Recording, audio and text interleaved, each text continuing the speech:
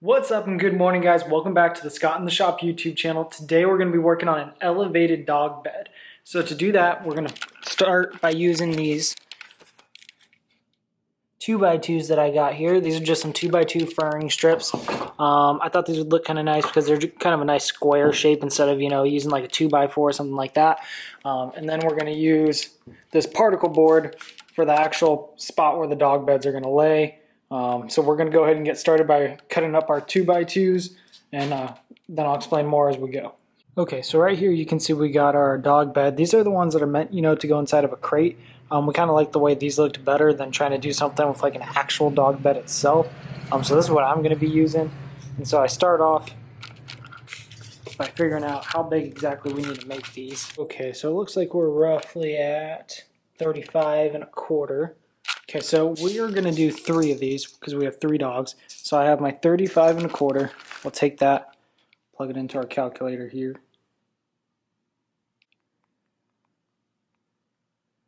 Okay, so 105.75. And we're also going to be doing these little like name tags. Using this board over here, which ends up being 3/4 of an inch. So we know we're going to have 3 of those as well. So we're going to come back over here.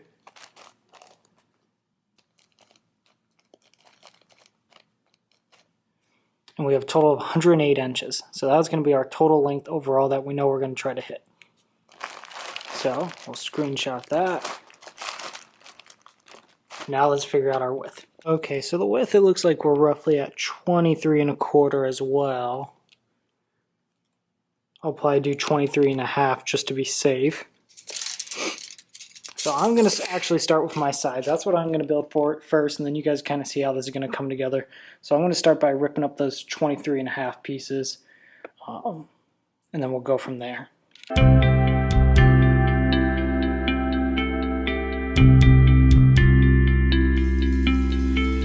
Okay, so check it out. So I got my pieces here now. These are going to be my crossbars, and then those are going to be my legs. And what we're kind of going for is like a kind of modern rustic look. So I'm going to sand these down, and then you'll kind of see I'm going to start putting them together with some wood glue and some brad nails. And I think you'll start to get the picture pretty quick. And then this is just 60 grit sandpaper that we're going to be using for all these.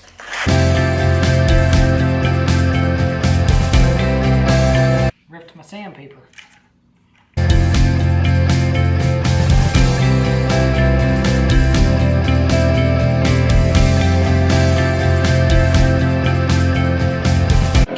An example of what we're looking for. This bottom one has been sanded, and you can see it has a nice smooth surface to it, and then this one's still rough, kind of furry looking.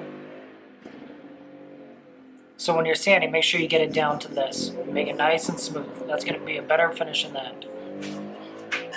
Okay, so I have all my sanded pieces now. What I'm going to do is take a towel, I'm going to wipe them all down, and then I'm going to start putting some glue on the edges. When you put some glue on the edges, make sure you smear it around. Don't just leave a big glob. You want to make sure it's all covered.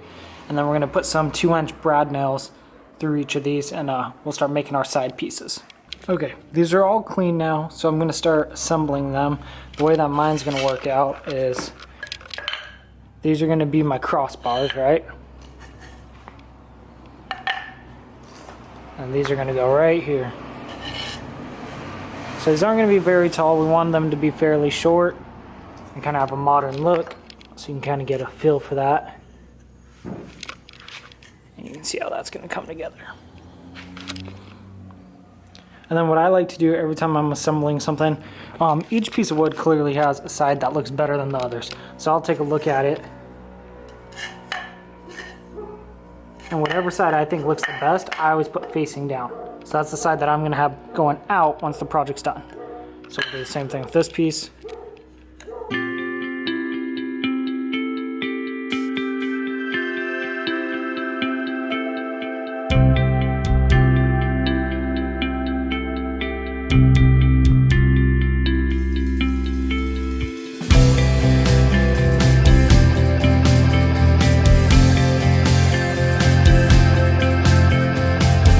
Alright guys, so I got both my ends done. Now what I'm going to do is start working on my actual middle pieces, so to speak, that are going to combine these 2 ends together.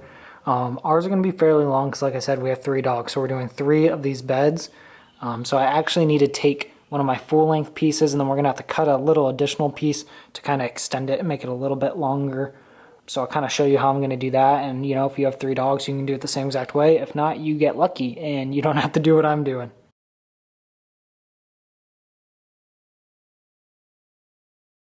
Okay, so here's what we got. We got our full-length pieces right there, and then we have our 2 little extensions that we're going to add on to them. I'm going to take my little Craig jig right there, and I'm going to drill some pocket holes into the extensions. I'm going to do 3 so that the front side doesn't have one in it, so it won't be visible once everything's put together. And I think that's going to be the recipe to get this to be sturdy with our little baby extensions and have no worries and no issues.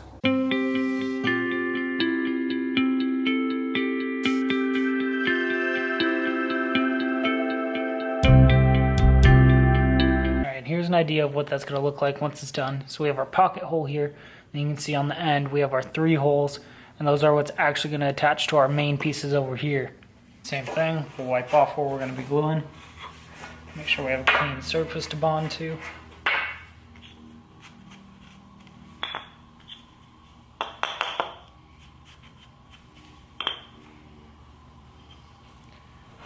And then same thing with these ones, like I did earlier. I have the nice side facing down right now, so we'll do the same thing with this. So our 3 holes are going to go this way.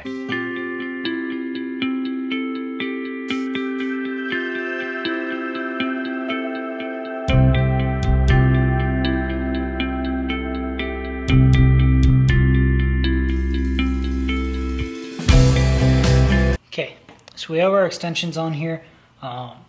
You know, me personally, if I could have gotten away without them, I would have, but we didn't have much of a choice, so we're going to make the best out of the situation. Now what I'm going to do is I'm going to take those end pieces you saw me make earlier, right here, and we're going to put them, combine them with our middle pieces.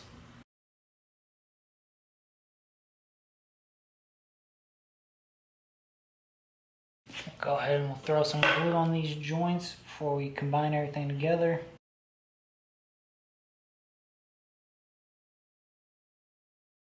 And I'll take my rafter square that I have here, put it in on the corner, make sure everything's sitting the way it should be. Then we'll put our brad nail in. Same thing on this side over here. Let's go do it on the other end.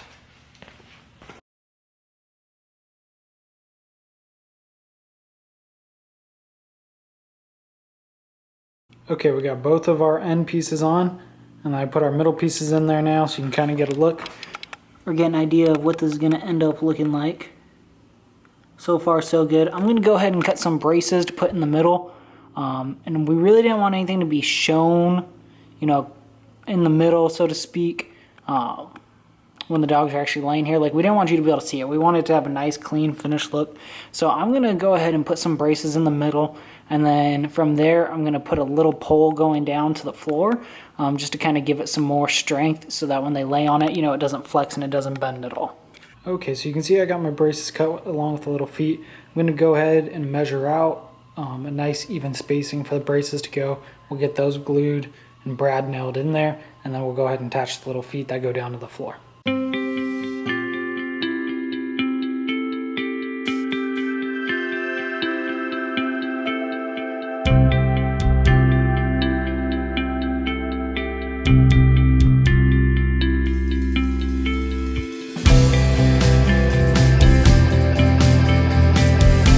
Okay, so I got my braces in there now, along with the little feet that are going down on the floor. It feels pretty decently sturdy, so I'm going to go ahead and cut our particle board top, and we'll get that attached. Then we'll really make sure that everything's nice and sturdy before we get started on our finish work. Okay, so I got my sheet of particle board up here. I'm going to measure out what I need to cut.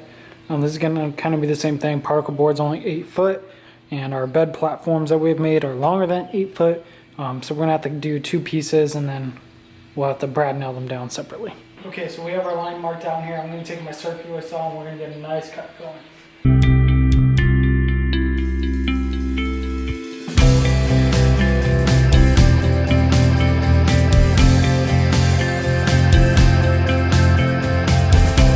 Okay, so I just put some wood glue on our frame here.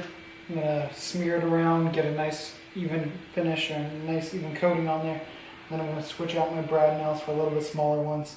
because we're using 2-inch right now, and that would go all the way through.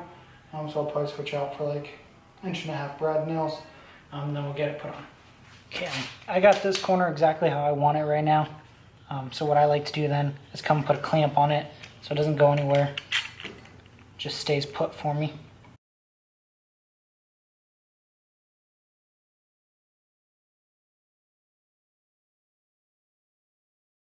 Take off our clamp now, we don't need it anymore. And we'll work on this side.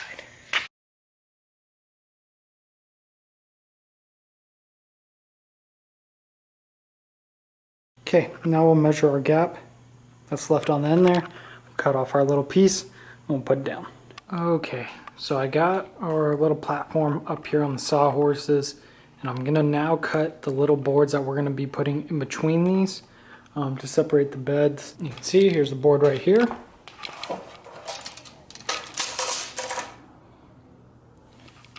So it's 7 inches wide.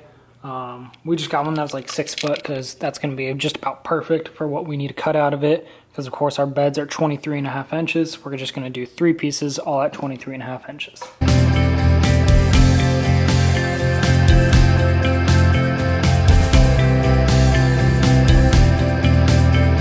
Okay, what's up? Welcome back. This is day number 2 of the project for me. So the last time that we were here, we were working on our dog beds, our elevated platform for them at least. We cut out our pieces that we're going to use to divide each bed because like I said, we have 3 different dogs. So we're going to have 3 beds on this, and that's why it's so long and why we had to do a little extension down here at the end. Like I said before, you know, if you have, 1 or 2 dogs, you won't need to do that extension like we did. But now what we're going to do is I'm going to go around to all of my corners here and all my sides, and we're going to take the router to it because like you can see, we have a little bit of an overhang, and anytime that I cut a piece of wood, I try to cut it about 1/8 or so bigger, because then what I do is take a router to the edge and I'll use a flush trim bit, and I'll kind of show you what that looks like. And I'll use that because it'll make it perfectly even with this side piece of wood here. So then my top looks great. It looks, like we had a perfect cut, which is of course clearly pretty hard to do. So I'll get to doing that, and then I'll show you what it looks like, and we'll go from there. Okay, so we got our router over here, and I got my flush trim bit on here. I have it set to the depth of the top panel thickness. That way we're not cutting into the actual framing. Once we do this, I'll show you what it looks like once we're all done. We should have a nice, clean, perfect look.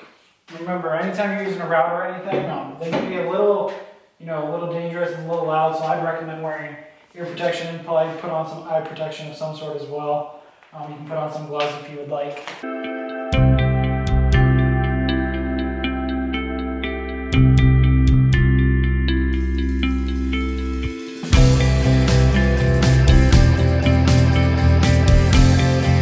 Okay, so check out the difference that this made over here. Now you can see our top piece, this little piece of particle board that we have up here, along with our framing, fits really nice and even. So all of our edges are nice, perfect. You can see we have a little bit here, so that just means that my router wasn't perfect right here. I could have had the depth a little bit lower, but I really didn't want to dig into my framing at all. So that's okay, I'll go back and sand that off. It's not a big deal. Now what we're gonna do is, I think this look a little bit better since, we used particle board. We didn't use a fancy type of wood on the top. I think I'm gonna go back through with my router, and we're gonna do a little bit of a round over on it. Kind of get rid of this hard edge, make it a little bit softer, and I think it'll make this particle board look a little bit nicer too. So I'm gonna go get that set up, and then I'll come back and kind of show you what I'm talking about. Okay, so I got my router over here, I got my round over bit on it, and let me just kind of explain something to you guys real quick. So the way a router works is this bearing that you see right here that spins freely, right? That rides on the piece of wood. So in our case, we're letting it ride on this framing, because that's what we want everything to be flush with, is this framing. We don't care about our top per se. We're not making our framing flush with it. Instead, top needs to be flush with the framing, and that's the look we're going for. And of course, that's what makes it look a little bit cleaner and a little bit more professional. So when you're using a router, don't force this bit to go through anything that it doesn't want to go through, because it has these sharp teeth on it. You can see right there. It has these sharp little teeth on it, or these sharp edges, and that's what's cutting through the wood. So if this doesn't want to go through something, you don't want to force it. You want to let it eat through the wood at its own speed and its own pace, because what happens is if you force this through the wood, you're going to make this bearing go bad because it's going to overheat. And if that overheats, it could lock up and, then you could have some issues with this bearing actually breaking and spinning off. I've heard a lot of people have horror stories with that. I personally haven't experienced it. I have had a bearing lock up on me, but luckily it didn't come apart. So that was all good. But just let this move at its own speed. Don't force it. So now we're gonna do the same thing. I'm gonna get this set up to put a round over on this edge here. So you just need to change your depth and get it to where you want it to be. So what I do is I make this top piece here where you can see where it kind of flattens out. So I use my cutting edge there where it flattens out and make it even with this top, and then you usually get a pretty nice round over. So I'll get started on that and we'll get rolling.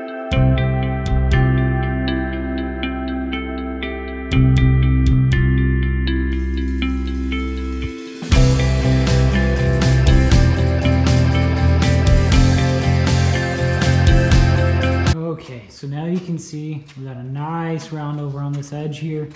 See if I can get a better angle for you. So it's no longer a harsh edge. It's no longer hard. It's nice and soft because we did a nice round over on it. What I'll end up doing now is grabbing the sander and we'll start sanding all this down. I always do sanding before I bring my wood filler back in and I fill in, any nail holes or whatever, if I had a bad cut. I always personally sand first because I want to let the wood do whatever the wood can do first. I don't want to just go around putting wood filler on everything. If I can sand down the wood and get a nice non-existent gap, if I can sand through it, then I'll certainly do that. That's my preference at least. So I'm going to grab the sander and we're going to get to sanding. Okay, so this is what the sanded version looks like. You can see it looks a lot better already than what it did look like. What I'm going to do now is go ahead and go around and I'm going to wood fill all these spots, where we put our brad nails in, and along with any other gaps or anything that I find. So once I do that, then we'll go through and we're going to put our little boards on that we did to separate, the dog beds like I showed you earlier. And by the time we're done with that, our wood filler should be dry and we'll go ahead and start sanding that down. And then we should be ready to paint. This project wasn't too bad, so we'll get rolling. Okay, so check it out. So this is what I'm going to be using on my project. I've used this on a couple different things. I like it because it has a natural look to it. You can stain it, you can paint it. I personally just use my finger to spread it on. It's pretty workable, pretty easy to work with. You can certainly use, let's say like a caulking knife or something like that if you wanted to. But yeah, I'm going to just start spreading this on. It dries pretty quick. It claims that it doesn't shrink or anything like that. And like I said, I've used it before. It's been pretty decent. So we'll go ahead and do that. If you're not, 100% confident using a product like this, they do make one that's pink. And it actually dries to a wood color, kind of like a tan, once it's ready to be sanded. So you could buy that one instead and go down that route. I've used it before. This one's just a little bit cheaper, so that's what I use. Okay, so here's what everything looks like. You got all those little nail holes filled in. I forgot to mention it, but I ended up taking some caulking and filling in this hole. That gap where the two meet, because caulking I think does a little bit better. I'm not expanding and contracting. I also came in here and just did those real quick. I did those with caulking just because I think it's a little bit difficult to get into those corners. Of course you can grab a piece of sandpaper and take it off the sander, and it's a little bit easier to get in there, but it's still difficult. So I thought the caulking would be nice and smooth. Like I said, we're painting this, so I didn't need something to be stainable. The caulking that we used is paintable, so that'll work out just fine. Now what we're going to do is we're going to take those boards that I have that we're going to use as our separation, our little dividers, so to speak, and we're going to drill some pocket holes in them, and then we're going to get them put up on here. They should line up perfectly with those braces you saw me do underneath. So the braces that are under here, they should line up perfectly with those. And that's what we're going to drill into with our pocket holes. So we're going to get started on that now. Okay, so I got my little dividers here. I'm going to get my Craig jig on them. I think I'm going to end up doing a total of 4 holes each piece, 2 on each side. I think that'll help to keep it, dead straight. Like I said, we're going into the braces underneath, so it should work out pretty good for us.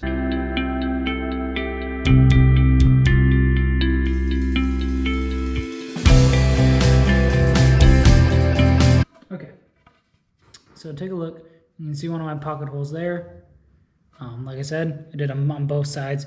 What I did was I inset these just a hair, and then I did this one as far in as my clamp would let me go. Like I said, the whole goal was for me to have these 2 holes here on each side of the piece of wood, so that they're kind of counteracting against each other to hold it perfectly straight once I put it onto the actual platform itself. So we're just going to keep doing that now.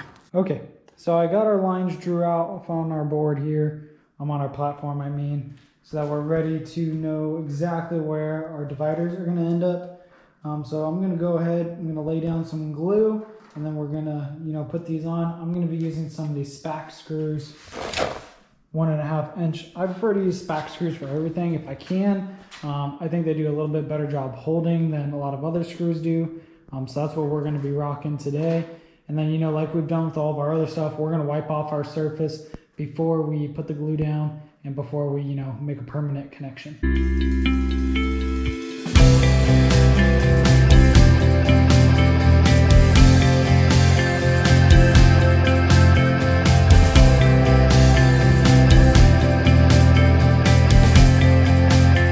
All right, check it out. I gotta say, I really like the way that this looks so far. And we're getting really close to being towards our finishing point now. I'm gonna go ahead and grab the sander. We're gonna sand down all that wood filler that we put on it, see if it needs any more. And then if we're good to go, we're gonna start painting on this bad boy, and we'll be that much closer to being done and having a finished product for you guys. Okay, so we got our platform flipped back over right now, so it's the bottom side facing up. I went ahead and took the air compressor and blew everything off, and then I took the shop vac and vacuumed it. Now I'm going to take a damp cloth and wipe everything off just to make sure that we have no sawdust left before we start laying down our paint. I'm going to go ahead and do that, and I'll pick the camera back up when I'm ready to get painted.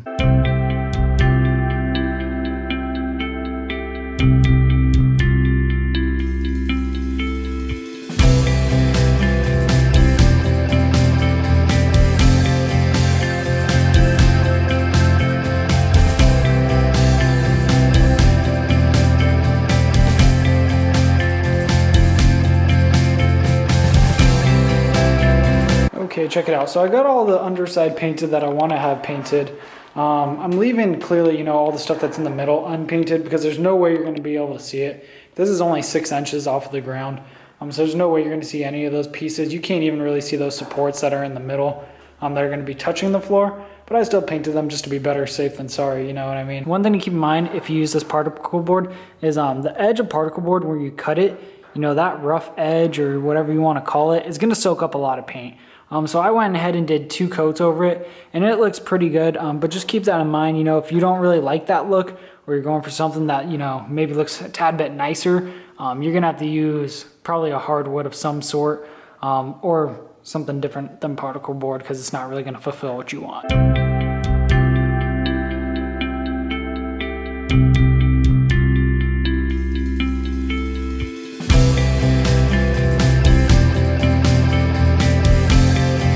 Okay, so we have our platform completely painted now, like you can see. We used a Cricut to cut out these vinyl names for each of our dogs. So I'm gonna get started on putting those up. That's all you're gonna be seeing right here. So it's pretty simple. We're just gonna measure, make sure it's nice and centered, and then we'll throw them up there.